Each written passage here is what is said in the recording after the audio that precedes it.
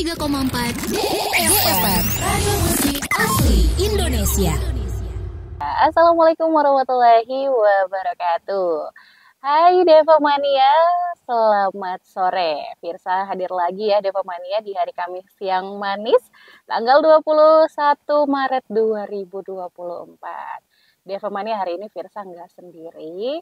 Firsa ada teman seru bahagianya nih hari ini. Tapi bentar dulu nih ya, sebelum Firsa ngasih tahu siapa teman seru bahagianya Firsa mau ngasih tahu dulu ke Deva Mania bahwasanya bulan Ramadan itu merupakan bulan suci dan bulan yang penuh berkah.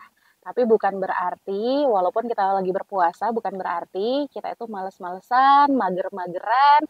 Kita juga harus meningkatkan produktivitas dan juga optimisnya kita dalam bekerja atau dalam melakukan aktivitas sehari-hari.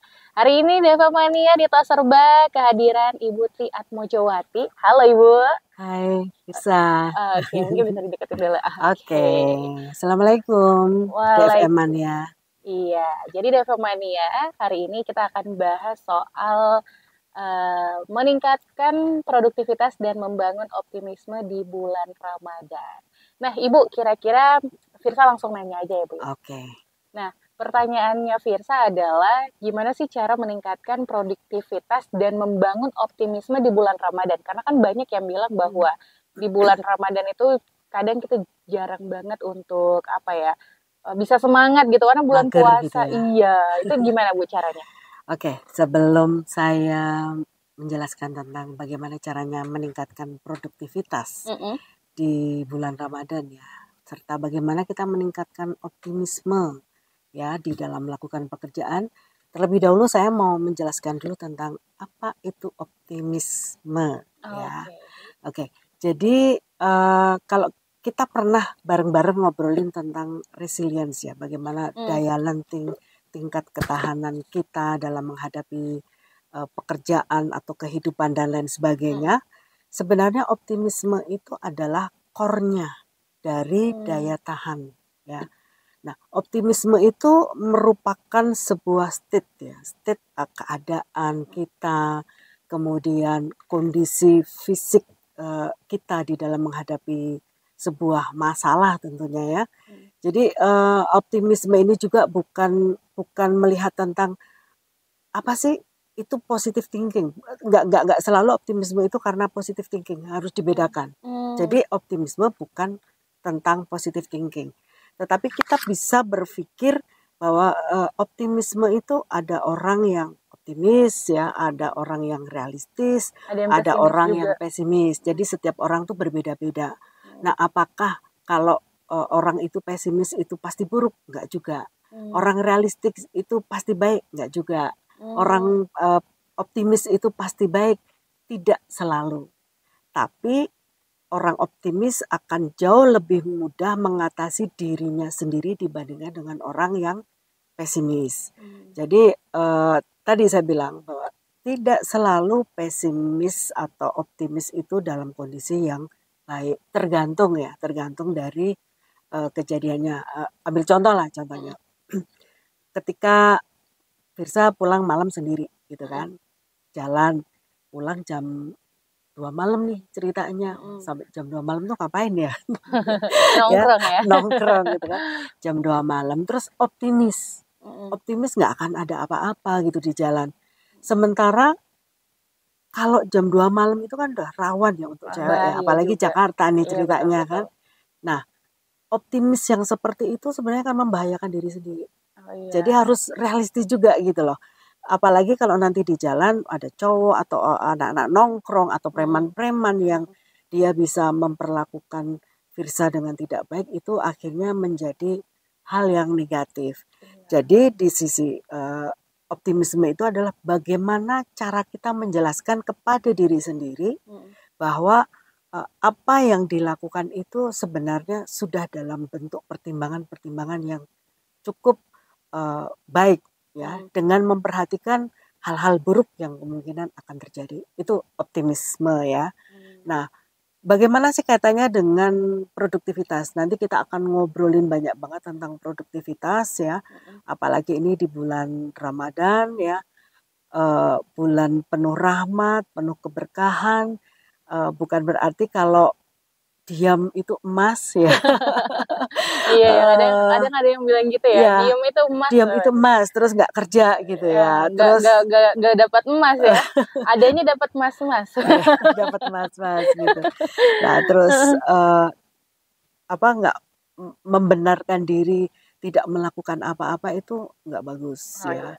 Jadi justru ketika bulan Ramadan kita bulan yang penuh rahmat untuk tetap berproduktif dengan meningkatkan kemampuan diri dan melakukan pekerjaan itu secara optimis gitu. Jadi Deva Mania walaupun kita sedang berpuasa menahan hawa nafsu, lapar gitu ya, atau aus ataupun emosi gitu ya kan, tetap kita juga harus stay produktif ya. Betul. Tetap harus produktif juga, optimismenya itu tetap harus ada. Nah, gimana sih caranya? Terus apalagi ya? Pokoknya masih banyak ya strateginya ataupun ada tips-tips khusus gak sih di mana kita harus bekerja tapi juga harus menahan segala amarah atau segala apa ya? Namanya puasa itu kan menahan banyak hal hawa nafsu. Iya, nafsu di sini kan juga ada emosi kan. Iya, betul. Emosi gimana nggak boleh terlalu senang, nggak boleh juga marah-marah, itu kan juga mengurangi gitu. Dan mungkin pertanyaannya apakah ada kaitannya kesehatan mental dengan produktivitas, optimisme di bulan suci Ramadan. Nah, untuk Deva Mania jangan kemana-mana, yang mau bertanya juga bisa WhatsApp ya ke Firsa di 0811991034. Ini Bu, udah ada yang bertanya sih. Oh iya. Aku mau mempersilakan Ibu ngejelasin dulu, tapi udah ada yang nanya. Jadi kita bacain dulu ya Bu ya. Kita bacain yang nanya iya, aja dulu. kasihan udah pada nunggu nih. Soalnya pada galau nih Bu. Selamat sore Nou dan Ibu. Saya Mei dari Tebet. Okay. Sebelumnya saya mau ngasih tahu kalau saya itu selalu menunggu program Nou dan Ibu karena menurut saya program ini sangat bermanfaat, apalagi soal kesehatan mental. Yang jadi pertanyaan saya, apakah ada perbedaan strategi produktivitas yang harus diterapkan pada bulan Ramadan dibandingkan dengan bulan-bulan lainnya? Jika ada, apa aja sih yang berbeda? Oh iya Bu, saya karyawan swasta yang tiap hari di bulan Ramadan ini rasanya males banget untuk kerja. Untuk Mbak Mei, ternyata bukan hanya Mbak Mei sendiri ya. Hampir semuanya. Iya, aduh iya lagi aku. Ketahuan dong. Gue banget nih. Gimana tuh Bu? Ya, tadi pertanyaannya strategi ya. Produktivitas. Apakah ada yang berbeda antara di bulan Ramadan dengan bulan-bulan biasa? Sebenarnya strateginya itu sama saja. Yang membedakan adalah bagaimana kita mampu untuk menyemangati diri sendiri. Ya kan? Ini kan problemnya karena males. Iya. Tadi kan bilang kok males ya saya kalau bulan Ramadan ini. Ya itu problem karena apa? Di bulan Ramadan ini kan ada perbedaan siklus ya. Yang tadinya bangun bisa jam 6 pagi atau jam 5. Ini jam 3 mungkin sudah mulai masak, sudah persiapan, kemudian sahur, makan, habis gitu harus cepat-cepat masuk ke kantor. Karena di kantor itu kalau bulan puasa lebih cepat, lebih pagi ya, kemudian pulangnya lebih cepat. Ya. Berarti strategi diri itu yang paling penting. Nah, kita perlu yang namanya optimisme itu terkait dengan diri kita sendiri ya, terkait dengan saya, istilahnya bukan di luar kita, kemudian terkait dengan waktu, dan itu tidak terjadi selamanya, apalagi di dalam bulan puasa ini kan juga hanya 1 bulan aja ya, belum lagi nanti mendekati Idul Fitri, itu sudah libur duluan, apalagi yang mau cuti. Jadi ayo semangat, strateginya gimana? Ya cari duit yang banyak, apalagi kalau Anda orang marketing ya. Ya ini kan tadi saya intip yang banyak nanya nih orang marketing nih. Gimana saya capai target, produktivitas saya bisa lebih bagus karena kebutuhan untuk bulan Lebaran ini kan lebih gede. Iya betul. Kita pulang kampung kalau nggak bagi-bagi kayaknya kerja di Jakarta, terus pulang kampung THR nggak ada lagi. Aduh. Ponakan udah pada nungguin gitu kan. PR banget nih Firsa ya. Tapi ponakan aku nggak butuh THR sih Bu. Apa butuhnya? Butuh Om katanya. Enggak bercanda ya. Kayaknya di sini saya lihat ada yang langsung tunjuk tangan nih, dia butuh om. Enggak terlihat di itu sih. Ketawanya, aduh. Lanjut deh Bu. Oke, jadi itu strateginya adalah di diri kita yang perlu kita tingkatkan ya. Tadi kan disinggung juga tentang mental health. Sebenarnya mental health yang paling bagus banget itu kita bangun pada saat bulan suci Ramadan ini. Orang mau marah aja malu, ya kan? Pimpinan mau marah itu malu. Anak buah mau ngedumel juga malu. Orang lagi bulan puasa, nanti puasanya batal, ya kan? Nggak berkah lagi. Nggak berkah lagi, itu yang pertama. Yang kedua, dengan perubahan di bulan puasa ini kan pola hidupnya teratur. Orang yang biasanya nongkrong jadi kurang nongkrongnya, kemudian yang biasanya pulang kantor hangout ini pulang ke rumah untuk taraweh dengan keluarga, betul. Gitu kan, buka puasa bersama, itu terjadi, itu kan akan lebih sehat dan berpikirannya juga berpikir positif. Artinya berpikir positif itu yang apapun yang tidak memberdayakan diri itu tidak dibahas di dalam bulan suci Ramadan. Kita jarang kan ketemu sama teman-teman, walaupun pekerjaan kok banyak banget, batinnya jengkel gitu ya, tapi tetap aja dikerjakan. Mau marah takut batal ya, gitu puasa, kan, ya. Senyumin aja. Mau semarah apapun ya udah, kita tetap hanya bisa legowo aja gitu, ya. Karena bulan puasa ya. Ya betul. Nah pengalaman saya nih, kalau tadi yang nanya ini Mbak Mei kan, ya. Mbak Mei ini strateginya seperti apa gitu. Kalau saya, pengalaman saya di bulan suci Ramadan ini, saya pasti punya waktu yang lebih sedikit dibandingkan dengan hari biasa. Waktu sedikit itu untuk waktu apa? Untuk bekerja di kantor itu pasti lebih sedikit kan. Nah, kalau kita tahu waktu kita bekerja di kantor itu lebih sedikit, maka semuanya harus terjadwal dengan baik. Ya kan? Biasakan teman-teman yang bekerja datang ke kantor itu tidak punya planning. Nah, ini punya planning. Sebenarnya bukan hanya di bulan suci Ramadan aja, di hari kerja biasa itu ya perlu planning gitu kan. Pagi datang jam sekian sampai jam sekian itu kita harus ngerjain apa. Dan teman-teman perlu tahu bahwa tingkat produktivitas seseorang itu diukur juga dengan waktu. Jadi produktivitas itu bukan hanya bekerja yang penting selesai, tapi waktunya tidak terukur. Itu kualitas kerja juga. Kualitas kerja juga iya. Kita sering lihat mungkin orang banyak kerja ngelembur, ya kan? Iya. Lembur itu untuk apa? Kalau memang itu tidak penting, lebih bagus waktunya digunakan untuk yang lain. Karena itu akan mempengaruhi kesehatan mental juga. Iya sih. Semakin sering lembur, berarti kita nggak punya waktu untuk diri sendiri. Kesehatan mental kita ataupun kesehatan fisik kita juga pasti akan berkurang lah dibandingkan dengan kalau 9 jam, 8-9 jam kerja. Betul, kerja di kantor. Dan kita lihat juga 8-9 jam kerja di kantor itu berapa sih efektivitasnya. Jangan-jangan pagi begitu datang ya, mestinya kita udah jam 8 kita mulai bekerja, sarapan dulu karena belum sempat sarapan dari rumah gitu kan. Habis sarapan ngobrol dulu, ngobrol dulu. Padahal waktu efektif kerja kita itu hanya sampai kurang lebih jam 9:30. Nah kalau teman-teman itu sudah melewatkan jam-jam segitu, baru mulai start kerja itu sudah menurun. Nanti kalau bulan puasa, kira-kira jam 11 itu ada yang sudah mulai ke musola lah, gitu kan. Wudhu, sengaja lama-lamain. Terus tidur-tiduran, nungguin zuhur, nanti nyambung lagi nungguin asar gitu kan. Tapi di situ terus lah kapan kerjanya. Nah, itu dirubah. Jadi planningnya itu tetap jangan mengurangi pekerjaan kita. Tetap pekerjaan kita harus selesai, tapi dengan waktu yang lebih ringan, lebih pendek, dan tentunya kita perlu berpikir gini loh. Kalau memang tahu bulan Ramadan ini adalah bulan yang baik, bulan untuk meningkatkan kesehatan fisik dan mental kita, dan kita punya tadi butuh kebutuhan untuk yang lebih gede lagi untuk Lebaran. Ayo kita bekerja dengan semangat ya. Dan selain bekerja dengan semangat, kita bisa meningkatkan kemampuan kita di dalam, kalau tadi saya lihat ada orang yang di pemasaran untuk cepat-cepat closing biar dapat komisi yang banyak. Jadi motivasi ya, betul. motivasi buat kita yang mungkin akan mudik ya.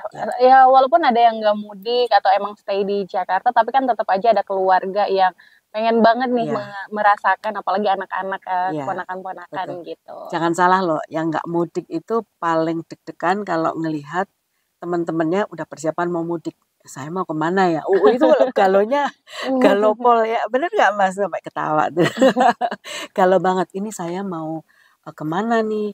Muter-muter Jakarta aja gitu kan. Tapi Betul, betul. ada kalau nggak ada yang dikunjungin atau kita juga nggak punya sesuatu yang kita bisa berikan ke orang tua atau ke saudara, itu juga rasanya nggak nyaman kan. Iya, Nah, iya. makanya kita Jadi perlu overthinking juga. betul, Jadi betul. malah kita overthinking terus jadi pekerjaan kita juga jadi gak maksimal gitu karena kita Ya, terlalu overthinking dan overthinkingnya tuh kita mikirin terus tanpa ada gerakan untuk bekerja gitu ya, ya. betul. Karena udah ibaratnya udah menguasai nih overthinkingnya.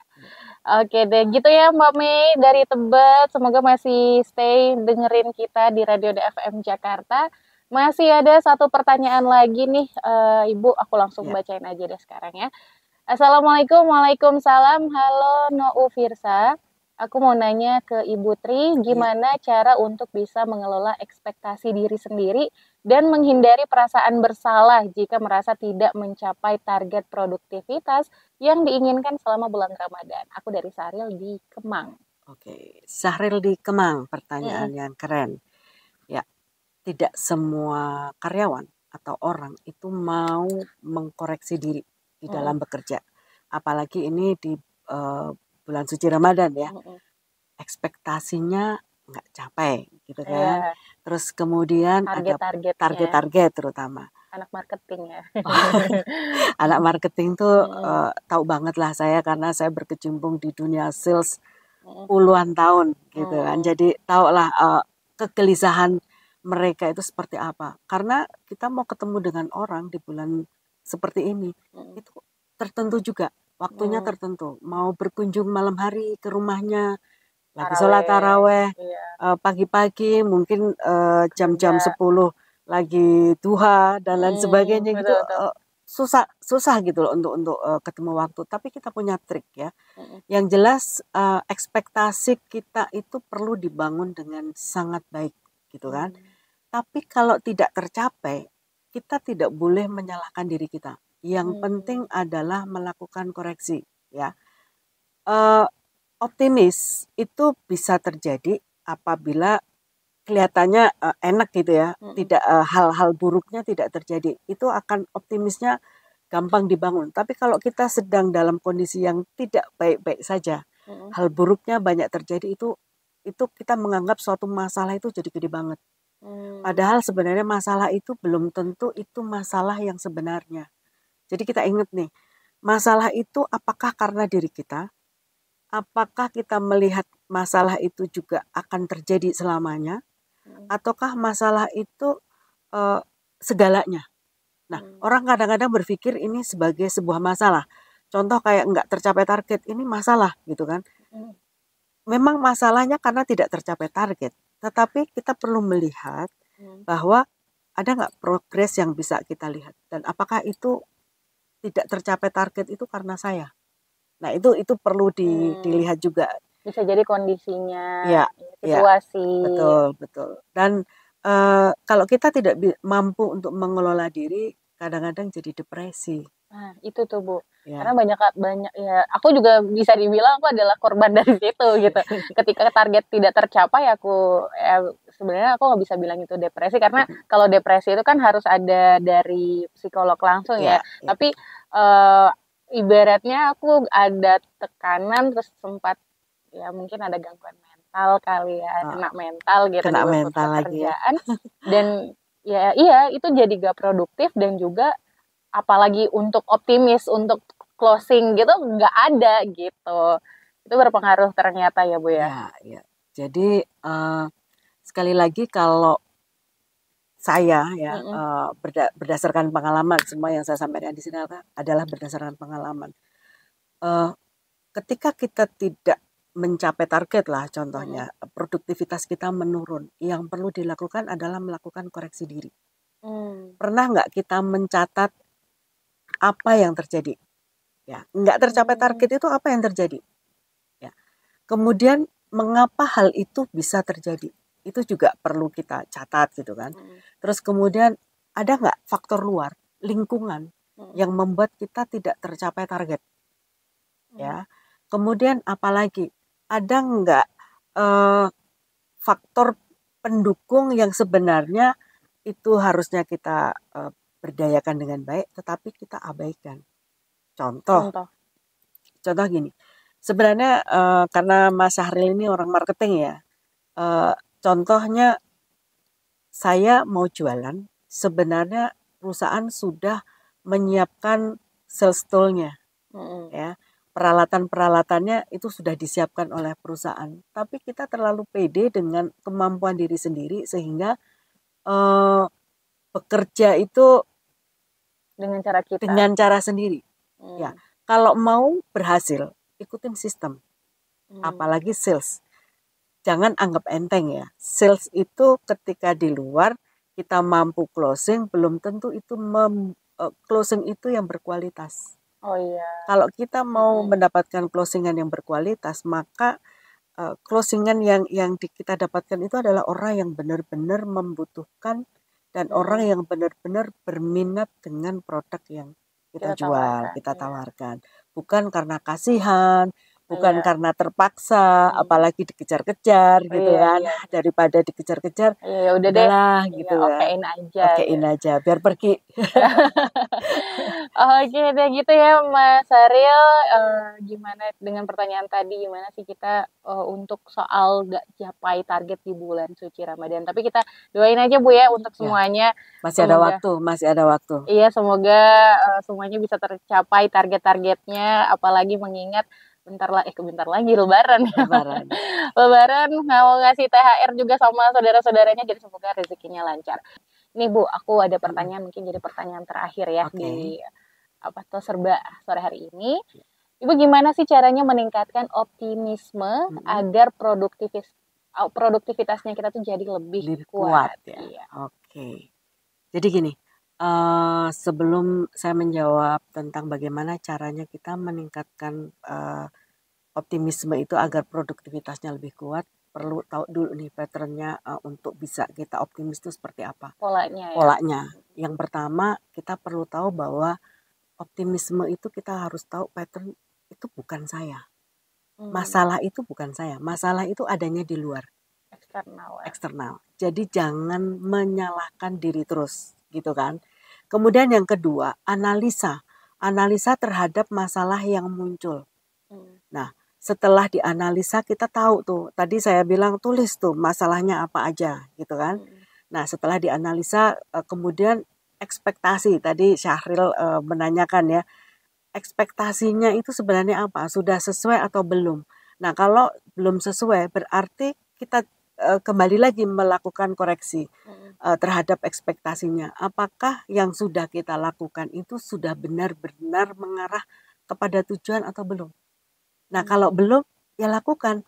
Kadang-kadang kan kelemahan kita itu kita optimis, tapi cuma sekedar ngomong doang gitu loh, optimis, tapi nggak melakukan. Itu paling banyak itu NATO, gitu kan, hanya ngomong aja gitu. Nah, setelah itu harapan ya kita muncul harapannya, kemudian apa sih yang mau dicapai?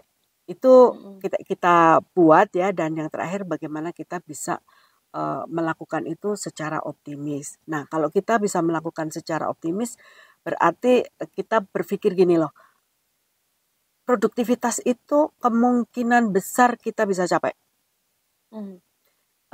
Saya optimis ya? Ya, jadi kaitannya dengan produktivitas ya. Bagaimana kita optimis bahwa produktivitas itu akan tercapai, maka kita perlu membuat semacam afirmasi ke diri sendiri bahwa saya akan produktif. Dan produktivitas itu akan saya capai. Karena tadi yang produktivitas itu kan kaitannya juga dengan waktu ya. Dengan batasan waktu. Waktu kita pun terbatas gitu kan. Kemudian bahwa saya akan hidup lebih baik, pekerjaan saya akan lebih baik kalau produktivitas saya juga baik. pasti misalkan tadi saya sebut Syahril lah ya, ketika ekspektasinya nggak tercapai, produktivitasnya mungkin juga menurun karena bulan puasa, pasti hidupnya merasa nggak baik-baik saja, ya kan? Karena berpikir, aduh ini bulan puasa begini, ya sudahlah nggak tercapai gitu kan? Itu pasti nggak baik-baik aja.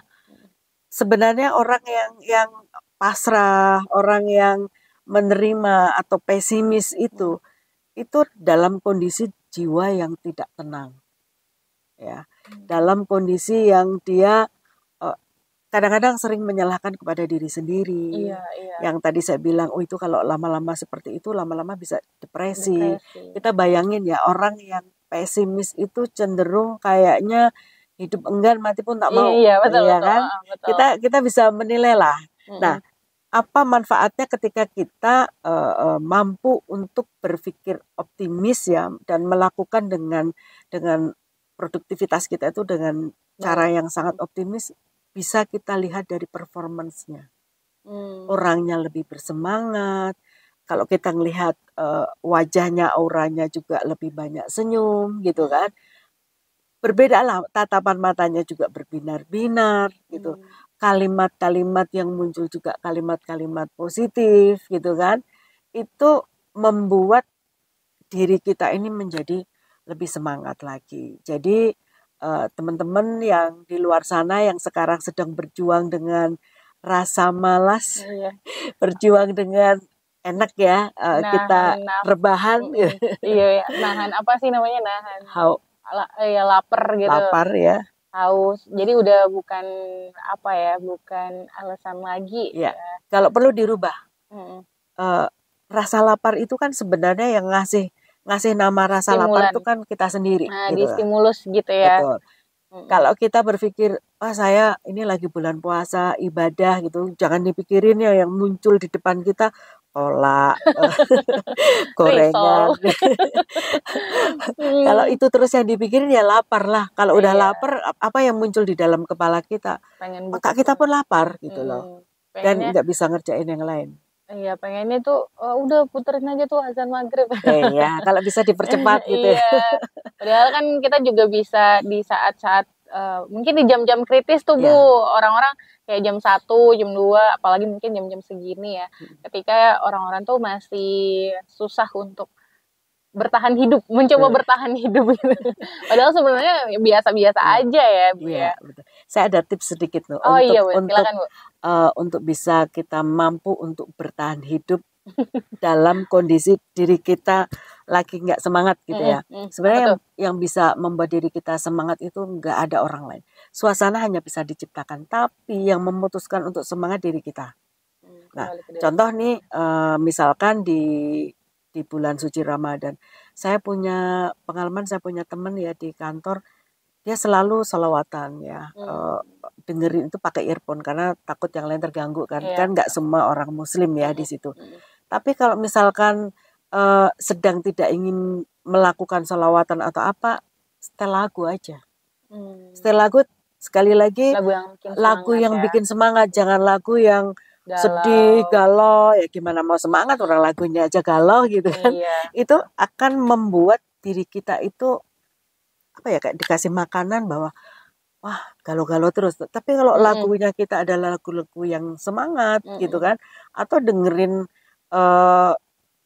belajar dari YouTube tentang ilmu baru atau apa, itu hidup kita akan lebih berwarna. Itu aja sih sebenarnya yang bisa dilakukan pada saat kita semangat kita sedang menurun.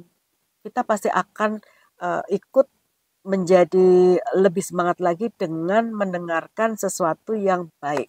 Nah, itu gitu. Mungkin juga bisa Deva Mania dengerin ceramah agama, jadi bisa meningkatkan ibadahnya Deva Mania di saat apalagi di bulan Ramadan kayak gini yang semua ibaratnya apapun yang kita kerjakan, hal-hal baik yang kita kerjakan itu katanya bisa dilipat gandakan, banyak keberkahannya. Jadi buat Deva Mania mungkin ya, apalagi ada beberapa yang bilang, aduh malas banget ya kerja di bulan puasa gini, malah kita bekerja di bulan kayak gini tuh malah lebih Semangat. Iya, harusnya Kalau di lebih rumah semangat. ngapain coba? Iya, daripada Masak juga, mager-mageran juga ya kan Bu ya. Iya. Daripada cuman tidur-tiduran, nanti badan kita juga lebih sakit ya Iya, kalau kita betul. rebahan terus-menerus berjam-jam, apalagi yang tidurnya dari setelah subuh terus bangunnya pas mau maghrib gitu. Wah. Aduh, 12 jam tubuh DFA Mania tuh bakal sakit, pegel gitu. Jadi buat DFA Mania tetap semangat, produktivitasnya juga tetap dijaga, optimisnya harus ditingkatkan lagi karena ingat THR juga gitu ya. THR menanti Anda. Iya, kita mau ngasih THR juga buat sanak saudara kita. Ibu mungkin ada di sisa waktu yang ada sedikit pesan untuk DFA Mania? Ya. Untuk teman-teman DFM Mania, tetap semangat dalam kondisi apapun dan kita tetap menjaga kebahagiaan. Karena kebahagiaan itu kita yang menentukan. Optimisme adalah salah satu cara untuk meningkatkan kebahagiaan kita. Jangan sampai kita tidak mampu untuk membahagiakan diri sendiri dulu sebelum mampu membahagiakan orang lain. Gitu. Itu sih. Iya, jadi saya ulangin DFA Mania paling minimal membahagiakan diri sendiri terlebih dahulu sebelum DFA Mania membahagiakan orang lain. Dan sedikit tambahan juga, cintai diri sendiri sebelum DFA Mania mencintai orang lain. Gitu ya. Cinta lagi nih ya. Ya maksudnya kan di bulan Ramadan juga kita harus mencintai diri sendiri ya Bu betul, ya. betul. Biar lebih bahagia. Oke DFA Mania itu dia ya, teman seru bahagia bersama Ibu Tri. Ketawa nih. Bersama Ibu Tri Atmajawati. Ibu terima kasih. Sama-sama dan tetap semangat yang puasa ya. Iya. Puasa tidak membuat kita menjadi lemas, tapi tetap semangat sampai nanti waktu buka buka puasa. Iya.